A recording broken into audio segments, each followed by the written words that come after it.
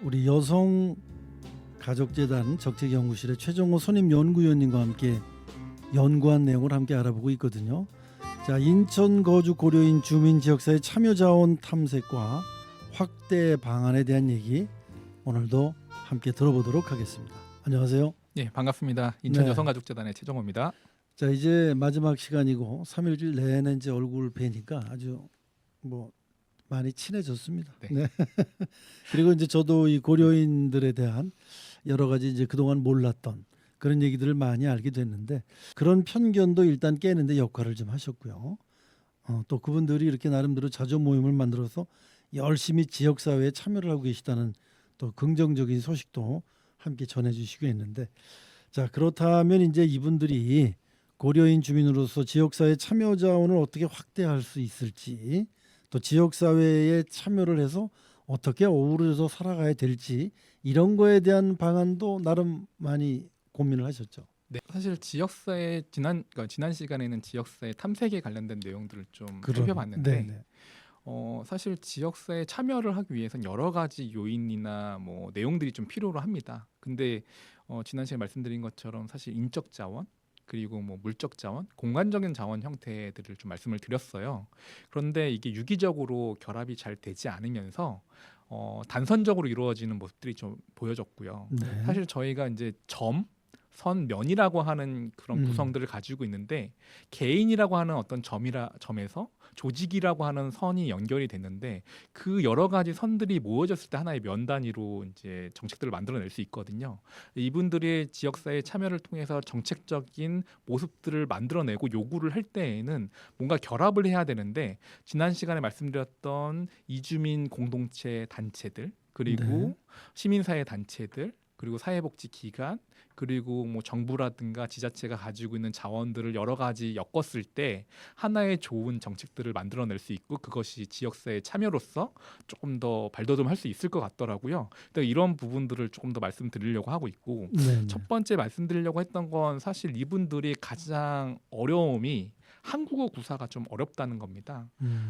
한국어를 잘해야지에 대한 부분이 아니라 뭔가 의사소통을 이루어내는 방식들, 즉 의사소통을 만들어냈다는 건 본인들의 요구를 상대방한테 전달해줬다라는 부분들이 있고 그 전달된 내용들을 또 내가 받아냈다라고 하는 상호의 어떤 그 교류가 그렇죠. 이루어질 수 있거든요. 네네. 근데 이런 부분에서 한국어가 어렵다고 하는 부분들은 뭐 지금 현재 들어오신 분들 그리고 1.5세대, 2세대에 하는 어린 아동 청소년에게도 굉장히 큰 영향을 미칠 수 있기 때문에 한국어 구사를 어떻게 높여줄 것인가에 대한 고민이 있을 수 있죠. 근데 첫 번째 저희가 이제 해결 방법으로 좀 제안했던 부분들은 기존의 민간 시민사회 단체에서 단선적으로 이루어졌던 한국어 교육들이 꽤 많이 있었어요. 그리고 일부 중앙이나 지자체에서 연결해서 이루어지는 지자체 이제 사업 보조금 형태로 이루어지는 사업들이 꽤 많이 있었는데 또 한편으로 이제 학교에서 이루어지는 부분들도 있었고요. 이런 것들을 좀 지역사회에서 끌어오는 방식들이 좀 필요하겠다라는 생각이 들었는데 연수구에 마을앤이라고 하는 어떤 그 공간이 있는데 이런 곳에서는 교육청과 연수구 그리고 시민사회 단체가 같이 연동하는 모습들을 한 축으로 보여줬거든요. 네. 근데 이런 것들도 하나의 큰 효과를 가질 수 있었다. 그래서 저는 고려인 주민을 위한 이런 공간적인 내용들을 가지고 그 안에 컨텐츠를 가지고 오는데 한국어 교육을 좀 제시를 해야 되겠다. 그리고 한국어 교육에서 조금 더 다른 모습들이 보인다는 건 기존의 이주민하고 좀 다르다. 왜냐하면 고려인에 대한 정체성도 있고요. 또 러시아부터 이루어졌던 오랜 시간 어떤 교육 시스템이 있었기 때문에 그 교육 시스템을 다시 도입하는 부분들도 있거든요. 그걸 대체할 수 있는 부분들. 그래서 한국어 교육뿐만 아니라 어떤 민주시민 교육까지 연계할 수 있는 그러한 교육 프로그램을 만들어 놓고 그 프로그램 안에서 생활 기술을 같이 연동시켜 낼 수 있는 언어가 어떤 학업을 이루어지는 공간으로서의 역할도 있겠지만 생활을 계속 유지할 수 있고 안정적인 생활을 만들어가는 과정들도 필요하거든요. 그런 생활 기술도 같이 만들어낼 수 있는 한국어 교육 프로그램이 필요하겠다라는 것에서 저희가 이제 말씀을 드렸습니다. 네. 그 한국어에 대한 이해력이 좀 높아야 교육도 잘 이루어질 수 있을 거고 우리 고려인 여러분들의 생활의 질도 좀 높아질 수 있을 것 같아요. 네.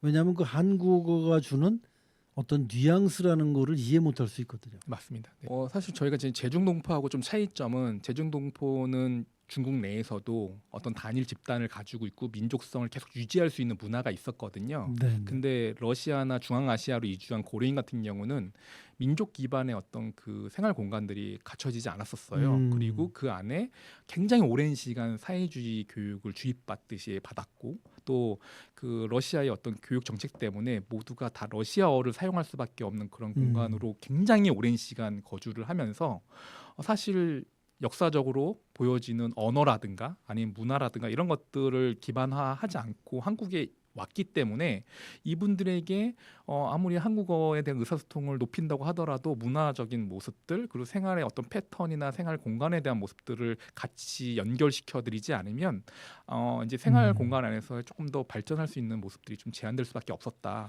이거는 다시 말하면 서로를 이해하려면 상대방에 대해서 아는 것도 중요하고 의사소통도 이루어져야 되는데 그렇게 알지 못하면 어떻게 보면 이제 다르다는 것을 틀리다고 볼 수도 있고요.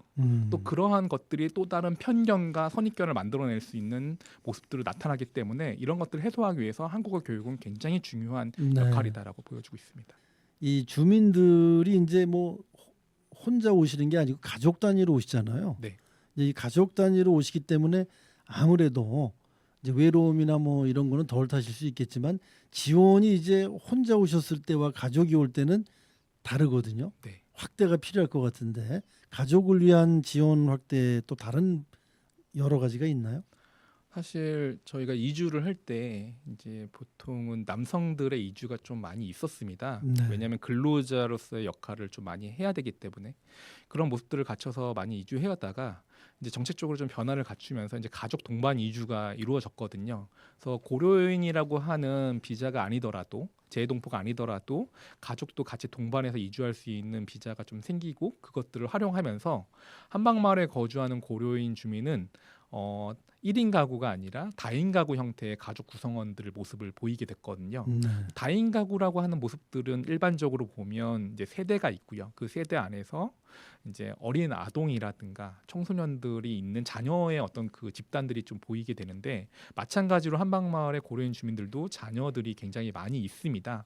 그래서 뭐 지역 아동센터라든가 어린이집이라든가 이런 것들을 좀 이용하는 케이스도 있고 또 학교를 이용하는 케이스도 있는데 이런 부분에서 사실 지역 내에서 소화하지 못하는 부분들이 좀 일부 있거든요. 그러다 보니까 자녀의 돌봄 그리고 교육, 진로에 관련된 부분들이 굉장히 꾸준하게 이슈가 됐었어요. 그래서 네. 이번에 지역사회 참여에 대한 자원들을 좀 살펴보니까 사실 단선적으로 이걸 연결하는 곳이 굉장히 좀 부족하더라고요. 네. 그래서 우선은 자녀 돌봄을 위해서 지역사회가 같이 동참해서 이 아이들을 같이 돌볼 수 있는 계기들이 마련이 돼야 되는데 우선은 뭐 지자체에서 돌봄 비용이라든가 보육수당 같은 부분들을 조금 더 완화하고 연령대를 5세에서 그 이하로 낮추는 방식들을 하면서 한국 문화를 조금 더 빨리 익숙하게 익힐 수 있는 공간적인 부분들이 있을 수 있고요. 또 이 안에 그 배우자들이 이제 일자리가 없는 경우들이 있는데 이분들을 많이 좀 활용해서 어떤 노동의 대가가 아니라 이분들을 중심으로 해서 아동을 돌볼 수 있는 그런 환경들을 만들어낼 수 있는 부분들이 있을 수 있고요. 또 이제 교육이나 이제 진로에 관련된 부분들은 굉장히 크게 이슈가 되고 있습니다. 왜냐하면 아동들이 점점점 나이가 이제 들면서 이제 뭐 중학교, 고등학교로 이제 입학하는 시기가 왔고요. 이제 현재 초등학교에 굉장히 많은 이제 청소년들이 이제 학생으로서 이제 활동을 하고 있는데 중고등학교에 이제 입학하게 되고 활동하게 되면 대입이라는 곳 그리고 이제 취업이라는 공간까지 이제 확대가 되거든요. 네. 다시 말하면 우리 사회에서 중요한 이제 대상이 된 거죠. 그러면 현재로는 그냥 학생일 수 있고 청소년이기도 하지만 앞으로는 우리 한국 사회에서 또 인천 지역 사회에서 굉장히 중요한 한 역할을 할 아이들에게 무엇을 제공할 것인가에 대한 부분이 있는데 사실 한국 아이만큼 뭔가 서비스가 다 지원되는 부분은 아니에요. 거기다 더불어서 말씀드린 것처럼 한국어 교육도 필요하고요. 또 학업을 계속적으로 이끌어낼 수 있는 학업 성취에 대한 부분들도 고려를 해야 됩니다.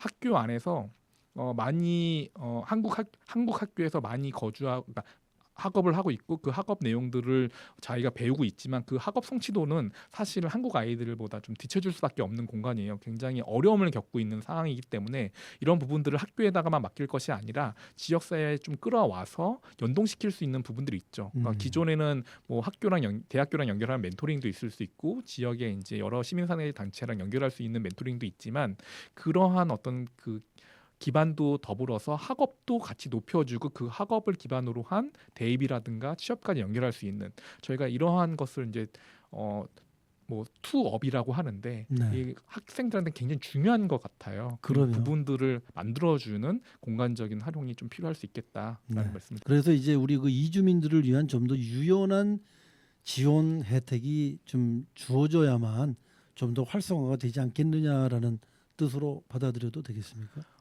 네, 거의 비슷한 형태이긴 하지만 네. 저는 고려인 주민은 다른 이주민들하고 조금 더 다르게 접근을 해야 된다고 생각하는 게 네. 제가 첫 시간에도 좀 말씀드리긴 했는데 고려인은 저희의 어떤 그 동포면서 네. 저희 한민족의 어떤 그 모습들을 같이 담고 있거든요. 그럼요. 저희가 다른 이주민보다 훨씬 더 가깝게 그리고 뭔가 혜택을 주는 방식이 아니라 그들을 포용하는 형태로서 지역 내에 거주하고 있는 하나의 이제 주축으로 좀 봐야 되지 않을까 싶습니다. 알겠습니다. 우리나라 사람들은 인연을 굉장히 중요시 여기는데 뭐 고려인 정도의 인연이면 뭐 거의 우리 동포다 이렇게 생각해야 되는 거거든요. 이런 게. 네네. 그런데 이제 우리는 여기 살고 있으니까 밖에서 왔다라고 생각을 하는데 제3국에서 우리 고려인하고 저희하고 만났으면 이거보다 훨씬 더 친해질 수 있었어요. 사실은. 네. 최근에 저희 인천에서 조사한 자료를 보면 네. 재해동포에게 무엇을 지원해 줘야 될까? 특히 음. 인천에 거주하고 있는 재해동포에게 그런 조사가 있었는데 그 네네. 중에 기한 동포에게 정착할 수 있는 기회를 주고 안정적인 지원을 할 수 있는 정책들이 마련돼야 된다라는 이야기를 많이 하셨어요. 네. 근데 그 안에서 좀 살펴봤더니 이제 가족이 입국을 하고 이주를 하고 있고 또 특히 아동 청소년들이 이주를 하면서 그 이주의 대상들이 굉장히 또 약자잖아요. 네. 이런 부분에 대한 어떤 보완을 할 수 있는 정책들이 많이 필요로 하다. 그런데 이런 것들을 너무 한 단선 어떤 대상으로만 국한해서 지원하고 있고 또 이분들을 외국인이라고 하는 테두리 안에 가둬버리면 외국인으로서 지원할 수 있는 대상은 굉장히 적거든요. 적용할 수 있는 안들이. 그러다 보니까 좀 별도의 적용 대상 안들이 좀 필요하다. 네. 이거는 역사성과 어떤 그 정체성들을 같이 고려한 그런 정책들이 좀 필요하다는 말씀을 다시 한번 드리겠습니다. 네. 자, 고려인 주민과 선주민들이 마을 주민으로서 공동체를 형성하기 위한 자원이 필요할 것 같은데 갈등도 일어날 것 같고 그분들끼리요. 선주민, 이주민 사이에 네. 또 이들을 잘 어우르게 하기 위해서는 어떤 지원도 필요할 것 같은데 네. 어떤 것들이 있습니까? 저희가 사실은 이제 그 뭔가 이게 결합하는 과정에서 네. 갈등은 어디든지 일어나잖아요. 저희가 그럼요. 동료들하고도 갈등이 일어나고 맞아요. 또 어떤 지역에 같이 거주하게 되면 이게 뭐 한국이나 외국인 이런 걸 떠나가지고 어떤 문제에 봉착하면 갈등이 생기거든요. 그런데 다른 문화를 가지고 있고 언어를 쓰고 있는 선주민과 이주민의 모습은 굉장히 큰 갈등을 야기하는 것처럼 보여줄 수 있거든요. 네. 근데 이러다 보니까 이 갈등을 좀 최소화시키는 방법들을 만들어내야 되는데 그 만드는 게 하나 이제 공동체라고 보여줄 수 있을 것 같아요. 네. 어떤 하나의 목적이 있어야 되겠죠. 근데 굉장히 좋은 기회인데 지금 한박마을에는 도시 재생 사업을 하고 있습니다. 네. 그 브랜드 명이 이제 한박우쏘예요. 근데 한박마을에 같이 거주하면서 소통하고 교류하자라는 의미이고 이 공간을 하나의 단성적이고 집단 형태의 모습이 아니라 어떤 공동체적인 모습으로 바꾸자라는 게 이 도시재생 사업의 이제 목적이거든요. 그러다 보니까 이 목적 아래에서 갈등이 야기될 수 있는 상인에 대한 어떤 권리 행사라든가 그리고 지금 정책 지원에서 일부 받고 안 받고 그게 선주민이냐 이주민이냐의 차이의 어떤 갈등들이 나타날 수 있는데 이런 것들을 조금 더 조정할 수 있는 부분들이 있고요. 더 나아가서는 사실 저희가 이제 정책들을 만들어낼 때 편견을 해소할 수 있는 여러 가지 역할들이 좀 있거든요. 그런 과정들을 좀 겪어내면서 다양한 의견들을 만들어내야 되지 않을까 싶습니다. 최근에 제가 연구한 자료에서는 주민회라든가 그러니까 선주민과 이주민들이 같이 결합되어 있는 주민회를 만든다던가 아니면 뭐 축제라든가 이런 네. 것들을 같이 나누면서 교류하는 과정들이 좀 필요로 했었거든요. 그리고 각자 가지고 있는 공동체 안에서의 모습들을 조금 더 목적화시키고 또 네. 그 목적이 이 한방마을을 잘 살 수 있는 공간, 더 음. 나아가서는 인천이 잘 살 수 있는 공간, 그리고 안정적인 공간, 그리고 다문화 공간으로서 활용할 수 있는 부분, 그리고 인천이 지금 지향하는 바가 다문화에 국한되는 것이 아니라 이거를 글로벌화할 수 있는 그 과정들을 만들어내고 있거든요. 그래서 한방마을은 굉장히 좋은 모델이라고 볼 수 있을 것 같습니다. 그래서 네. 제가 말씀드린 어떤 점선면이라고 하는 면에 그 상황에서 이 면단이 어떤 그 작은 규모의 한방마을을 성공적으로 만들어냈을 때 재해동포나 아니면 고려인 주민을 포용할 수 있는 인천시의 모습도 같이 보여줄 수 있지 않을까라는 생각을 하고 있습니다. 네. 자, 우리 지역 사회의 문제 또 앞으로 함께 노력해야 되는 그런 얘기만 쭉 해주셨는데 그렇다면 고려인 스스로도 뭐 노력해야 될 게 있지 않을까? 사실 고려인 같은 경우에는 본인들도 아마 대부분 수혜자 입장이었던 것 같아요. 왜냐하면 이 단기 거주를 목적으로 한 이주민들은 요구도가 굉장히 적습니다. 네. 그런데 장기 거주를 하려고 하는 그 대상들은 음. 이곳에서 뭔가를 기반을 갖춰져야지만 뭔가 안정적으로 살 수 있다라고 생각을 하고 있거든요. 근데 그 기반이 어떤 거냐면 기본적으로 지원을 받아야 된다라고 생각을 하고 계세요. 아, 그렇습니까? 왜냐하면 뭐 일반적인 선주민들이 가지고 있는 기반보다 굉장히 부족한 상태에서 이제 한국에 거주하고 있기 때문에. 그런데 고려인 주민 같은 경우는 이러한 지원에서 좀 그러니까 지원되는 것 외에도 더불어서 본인들이 스스로 이 주민으로서의 인식과 그런 행동들을 같이 보여줘야 되거든요. 제가 탐색 연구를 하면서 기본적으로 했던 게 생활 기술이 굉장히 좀 부족하다. 네. 민주시민 소양 교육이라든가 이 교육의 어떤 그 약간의 제한점들이 거주를 하면서 발생할 수 있는 여러 가지 것들을 좀 그러니까 모습들이 나타나고 있거든요. 네. 이런 모습들을 저희는 드러나지 않고 또 이런 것들을 빨리 해소할 수 있는 중축 역할을 좀 할 필요가 있어요. 제가 안산이라든가 광주라든가 아니면 지금 뭐 조금 더 고려인 마을이 올해부터 형성됐던 곳들을 좀 방문해서 현장 조사를 했었는데 그 지역에서는 이 고려인 주민 중에서 자조 모임을 갖고 이 자조 모임을 중심으로 한 어떤 주축 세력들이 고려인들을 약간 계몽한다거나 아니면 고려인들을 약간 좀 이끌어내는 방식들을 만들어내고 있거든요. 그래서 스스로 어떤 자조 형태의 모습들을 갖춰내면서 지역사회의 일원으로서의 역할들을 만들어내는 그런 역할들을 하고 있고요. 두 번째로는 사실 이제 인식이나 어떤 정책적인 지원 외에도 본인 스스로가 이 지역에서 한 일원이다라고 하는 모습들이 좀 갖춰져야 되기 때문에 그런 내용들을 좀 필요로 하고 있습니다. 네. 네. 자, 이제는 이제 본인들의 문제가 아니고 이제 본인들이 이제 고려인으로서 우리나라에서 적응을 하기 위해서 직장도 갖고 네. 나름 이제 생활을 하실 텐데 이제 그 뭐 아주 나이가 어린 자녀들로부터 뭐 청소년까지 다양할 텐데 그들을 위한 그 어린 청소년이나 또 중고등학교 다니는 청소년이나 뭐 장성한 자녀들까지 그들을 위한 어떤 대책들 어떻게 지역 주민들과 함께 어울리고 이들이 어떻게 살아가야 될지 그런 문제점도 많이 이번 연구에 드러났죠. 네. 제가 아까 말씀드렸던 그 안산시 같은 경우는 굉장히 오랜 역사를 두고 있었는데 그 네. 안에서 그 청소년들이 만들었던 여러 가지 이제 문화 활동이라든가 동호회 활동들을 지금 성인이 될 때까지 이끌어오면서 하나의 그 중심 축으로 만들어냈더라고요. 네, 네. 그래서 저는 그 지금 뭐 한국어 교육을 시킨다, 한국 문화를 입힌다, 아니면 생활 기술을 입힌다라는 어떤 교육적인 측면도 일부 있지만 네. 그들 스스로가 한국인으로서 지역의 시민으로서 역할을 할 수 있는 어떤 모듬을 좀 만들 필요가 있다. 그 모듬을 그럼 누가 만드느냐? 그들 스스로 만들 수가 없기 때문에 지역사회에 있는 시민사회단체와 연결을 좀 할 필요가 있다. 그래서 네. 청소년 중심의 공동체 모임이라든가 자조 모임을 만들고 이것이 연령대에서 끊기는 것이 아니라 계속적으로 끊임없이 유지될 수 있는 형태의 어떤 그 대상층이 좀 필요하다. 그래서 지금 현재 대상층은 있는 거잖아요. 고려인 주민, 아동, 청소년이라고 하는. 근데 이것을 같이 지원해주고 발맞춰 나가야 할 시민사회 단체를 좀 만들어내서 그 단체와 같이 연결할 수 있는 부분들이 좀 필요하다. 어떻게 보면 이것이 지역을 살리고 인천의 포용도시를 만들어낼 수 있는 네. 상생의 모습이라고 보여줄 수 있을 것 같습니다.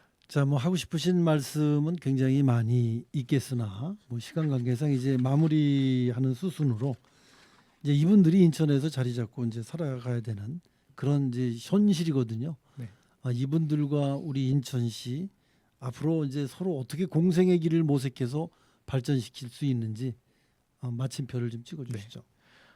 앞으로 고려인 주민은 그 역사성이나 아니면 체류 자격에 대한 어떤 내용들 이런 걸 토대로 해서 지속적으로 유입이 될 것 같습니다. 그 네네. 유입되는 과정 안에서 지금 보여졌던 갈등보다 조금 더 심화되는 갈등이 보여질 수도 있을 것 같고요. 그렇겠죠. 그러다 보니까 어떤 지원 정책이라든가 아니면 그들의 스스로의 어떤 변화 이런 것들을 계속적으로 보이게 될 텐데 저는 이분들을 그냥 이방인이라고 생각하는 것이 아니라 네. 우리의 친구 아니면 이웃이라고 생각을 하면서 반겨줘야 될 것 같아요. 네. 이분들은 근 한 100년 넘게 가깝게 러시아나 중앙아시아에서 홀로 외롭게 그 명맥을 이끌어왔던 사람들입니다. 네. 그런 분들이 우리의 품으로 왔고요. 특히 인천에 와서 지역에서 거주하고 계세요. 이런 분들에게 우리가 동료로서 따뜻하게 맞이했을 때 네. 저희가 정말 인천이 바라볼 수 있는 어떤 포용 도시의 모습을 갖출 수 있을 것 같고요.